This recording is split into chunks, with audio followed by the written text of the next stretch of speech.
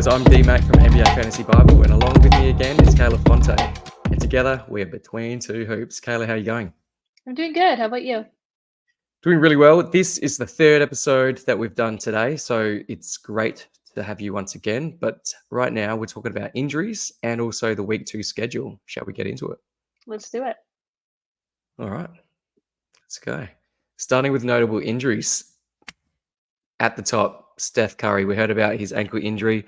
It didn't look good last night. He did leave the game early, and it's looking like he will miss multiple games. I'm thinking it's going to be a 1 week absence. Where are you standing on Steph? Yeah, from what I've heard, it's about several games. So I think 1 week, maybe a little bit longer, just to be safe. But in the Yep. meantime, Pajemski, looking good. Pajemski, Kuminga, Buddy Hield. Yeah, all these guys get a boost. Wiggins as well. But make sure that you check out our other episode. Great segue, by the way, Kayla. But make sure you check out our other episode on our ads, drops, and waiver wire guys as well. So that's really interesting. But yeah, Steph Curry out for a few games. Next one's Ja Morant. He's questionable for the next game, which is today with thigh soreness. If he does happen to miss, Scottie Pippen Jr. is the most added player overnight. So that's no real surprise. He was putting up good numbers anyway. Behind Ja Morant coming off the bench. So if Ja happens to miss, then Pippen is a great play there. Bogdan Bogdanovic, he's still out with a hamstring injury. I'm thinking he's going to be day-to-day. Again, we spoke about this on our previous episodes, but his return will take a little bit of the shining off of Dyson Daniels, but I don't think it's going to impact him too much. It probably impacts more someone like DeAndre Hunter rather than Dyson Daniels. But DeAndre Hunter, he's actually there because he missed the last game. Just, I think, precautionary, which is interesting because I think that's the team decision. But is that going to have a bit of a look in with Ricochet and now Bogdan coming back? Is that going to hurt DeAndre Hunter's value moving forward? Let's see. But for me, DeAndre Hunter is still an ad, but keep that in mind that he did miss the last game. Next one's Chris Middleton. Now, have you heard much about Chris Middleton? What's going on with Chris? Not really. There's a lot of question marks around him, and as with a lot of the other guys who are going to be on this list on the next slide. But yeah, very little reporting. I haven't really heard much. Prince has looked really good in his absence, though, so definitely someone to continue to roll with. Absolutely, and just more for Lillard and Giannis to do as well. Now, take us through the next four Toronto guys. You being a Toronto gal yourself, take us through these injuries. Yeah, this has been rough. The injury bug hit us really early already. Quickly and Barrett, hopefully returning sometime soon. But in the meantime, there's been a lot of good streamers. Grady Dick, love his name, by the way, and all the puns associated with it. He's looked like a really good ad. Even when these two guys return, I'm still comfortable with keeping him on my team. He's looked great. Agbaji's another one to look to. With the front court, we're looking at Kelly Olynyk and Bruce Brown. That's been rough. Kelly Olynyk was a riser for me this year, or a sleeper pick, I should say. But obviously haven't seen him take the court yet.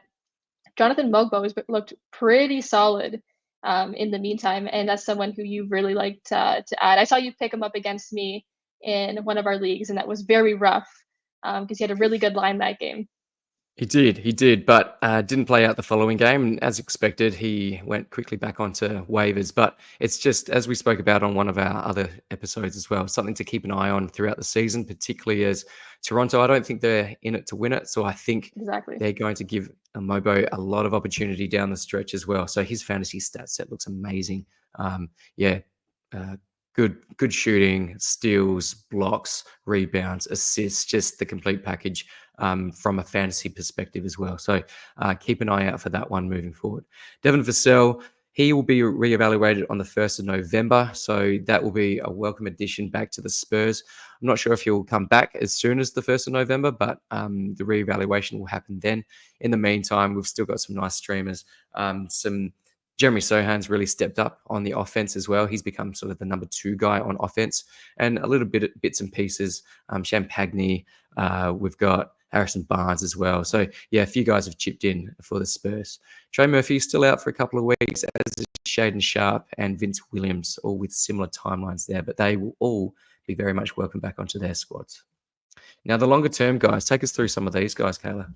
Yeah, Mark Williams, it sums it up with a question mark. We really don't know what's going on. But in the meantime, you just got to continue to roll with Nick Big Richards. Big Nick, yep. Yep, he's been great so far. And we saw him in that role last season too, and he's basically just continuing that into this year. But who knows for how long? Asar Thompson, this one's a little bit another question mark here. We still don't really know what's going on. He's awaiting medical clearance for the blood clot issue. We don't really know when he's going to take the court. Tim Hardaway Jr. has been starting in his spot, so that'll be continuing until he comes back, which is hopefully sometime soon. And the next two, Joel Embiid and Paul George. These are probably the biggest question marks in the NBA right now. We don't really know what's going on or when they're returning. The reporting has been a little bit limited. All we know is that they've been out for the first week, and there hasn't really been many updates since then.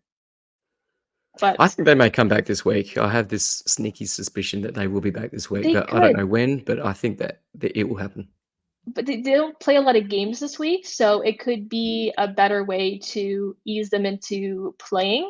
But I really don't know. I assume that we're going to be getting an update sometime in the coming days, Hmm. but I don't know. The reporting is just a lot of question marks. You're right, and 76ers only have a 2-game week, which you are going to take us through very shortly with our Mhm. schedule. But yeah, nice segue there. And DeJounte Murray is also out for a while with a fractured hand, which is disappointing that we didn't get to see the Pelicans at full strength. But it does open up more minutes for Jordan Hawkins, who is an ad right now, and we talked about him at length on our ad show. Yep. Not to mention Hardenstein, the sell highs on Brandon Ingram and CJ McCollum. yes, So yes, make sure you check out that episode as well. definitely a lot of opportunities there for the Pelicans. Isaiah Hardenstein, still out for a while. Chet has looked fantastic in that role without that competition from another center like Hardenstein. The blocks have been amazing, and he is also one of our sell highs for the week. Yep. Ranked 5th in 9cat right now. Fantastic, which is a little bit unsustainable, but still we can expect him to provide second round value or higher than that. With Porzingis, he is still sidelined. He is not going to be returning until at least December at the earliest. But in the meantime, continue to roll with Al Horford. Keep holding him. He's going to miss back to backs, but he's still giving you solid value while Porzingis is sidelined. Beautiful roto play, Al Horford. Yes. And Kawhi Leonard. Multiple weeks, a little bit of question marks around his name too, but the Pelicans. The Clippers have looked really good, especially with Norman Powell, one of our guys. He's been fantastic, near 40-point game recently. Continue to roll with him. Derek Jones Jr. has been filling in the starting lineup, and he's looked solid. Continue to stream him as well. And how good And has Zubac looked on another Zubac note? is But just Zubac, my God. fantastic. Yeah, And you we know what? talked I about even him said as, this. yeah, we knew it. We loved it, but we didn't think he would be this good. But yeah, he's a game changer at the moment.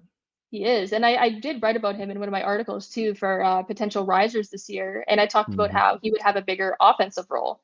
And that's what he's done so far. He's looked fantastic. I love Oh, him. yeah. And Mitchell Robinson out for 2 months roughly. Again, no surprise there. Precious Achua is also sidelined, so Sims has been giving a little bit more runtime in the front court and is a solid streamer. Not the best, but solid. Yeah, that's it for our notable injuries. Of course, there are other injuries, but we thought let's give you the ones that are most notable and applicable to fantasy. But take us through our schedule for week 2. So it was a hectic week 1. Um, Mhm. I know that you did fairly okay with a lot of your matchups, but hopefully week 2 gives you more success.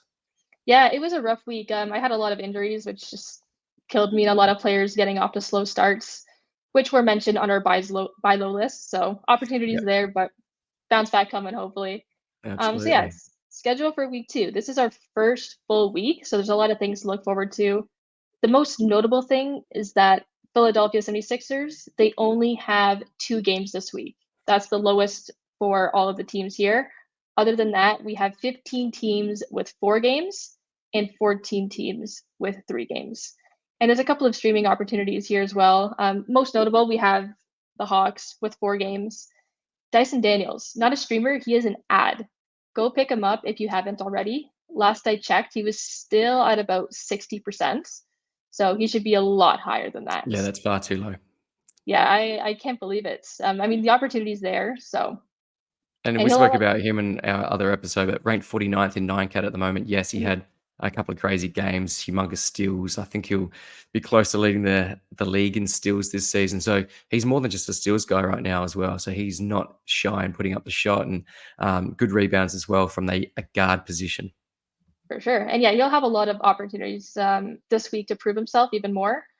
Um, watch out for the Celtics with Horford.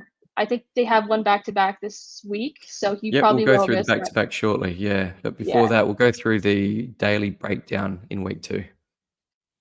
Yeah. So if you're going to stream, the daily breakdown is a great tool to help you see what teams are playing what days and how many games you can expect. So, for example, for Sunday, there's only 3 games. So, limited options for streaming opportunities there. Even Thursday as well, only 4 games. Same with Tuesday. Monday, Wednesday have the most games with 11. Saturday, also 10. And Friday with 9. Yep, and you spoke of the back to backs, but here they are for week 2. Yep, quite a bit. So, Thursday, Friday, there's nothing. And it's the same with Saturday and Sunday.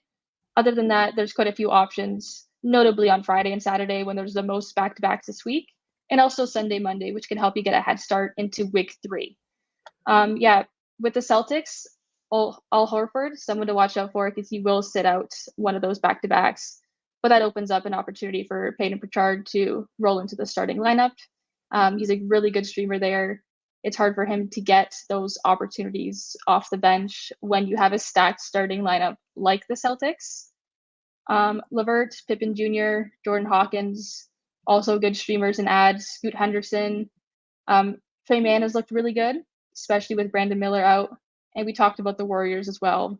Pajemski, Heald, Melton, Ad Powell as well. A lot of good opportunities here for these guys. It's just the Philadelphia 76ers and the uncertainty around when Embiid and Paul George will return. Not a good bulk streaming week for them. You mentioned Brandon Miller as well. We forgot to add him on our injuries list, but I don't think he's going to be out for too much longer. But while he is out, Trey Mann's the guy to have right now. Mm-hmm. And we talk Do you more about see? our ads and everything in our episode, of course. Absolutely, go and check that one out. Of course. Do you see any other teams suspect or likely to sit any of their guys on the back to back? Nothing notable. Yeah, nothing super notable for me. It's mainly Boston that stands out the most. Yep. Yeah, I Yeah. would agree there. All right. That's it for our There you injuries go. Short and and our sweet. schedule review.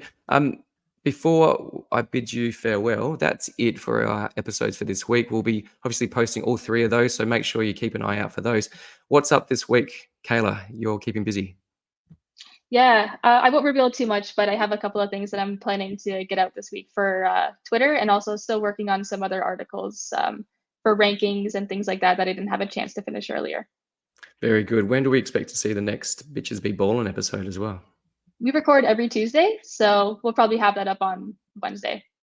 Brilliant, brilliant. Well, you know where to find Kayla at Kayla_Fonte on X or Twitter, and you can find myself at NBA Fantasy Bible on X as well.